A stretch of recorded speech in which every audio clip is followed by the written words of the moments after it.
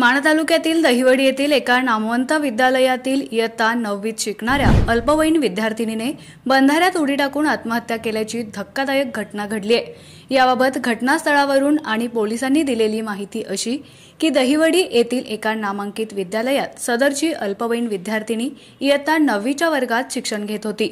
मंगळवार दिनांक 10 डिसेंबर रोजी नेहमीप्रमाणेच ती विद्यार्थिनी शाळेत आली होती, पण ती वर्गात दप्तर ठेवून बाहेर गेली। ही बाब शाळेतील शिक्षकांनी सदरच्या विद्यार्थिनीच्या आईला फोन करून सांगितली। याबाबत आईने शाळेत येऊन खात्री केली असता मुलगी शाळेत आढळून आली नाही, परंतु दप्तर मात्र शाळेत मिळालं। दप्तर घेण्यासाठी आपली मुलगी निश्चित येणार म्हणून आई शाळेतच थांबली होती। सुमारे 4:15 वाजण्याच्या सुमारास ती मुलगी शाळेच्या जवळ दिसली। त्यावेळी ती आई आपल्याला आता ओरडेल मारेल या भीतीने ती शाळेच्या समोरून माणगंगा नदीच्या दिशेने पळाली।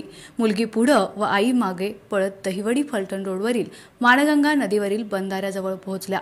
यावेळी आई तिला थांब थांब म्हणत असताना मुलीने दप्तर शेतात फेकलं आणि नदीवरील बंधाऱ्यात उडी मारली। सदर घटनेची माहिती मिळताच दहिवडी पोलीस स्टेशनचे सहाय्यक पोलीस निरीक्षक अक्षय सोनवणे स्टाफसह घटनास्थळी पोहोचले। नागरिकांच्या मदतीने मुलीस बाहेर काढले। तिला दहिवडी येथील ग्रामीण रुग्णालयात पुढील उपचारासाठी दाखल करण्यात आलं होतं, मात्र डॉक्टरांनी तिला तपासून मृत घोषित केले। या घटनेची दहिवडी पोलीस ठाण्यात नोंद झाली असून सहाय्यक पोलीस निरीक्षक अक्षय सोनवणे यांच्या मार्गदर्शनाखाली अधिक तपास पोलीस हवालदार बापू खांडेकर करत आहेत।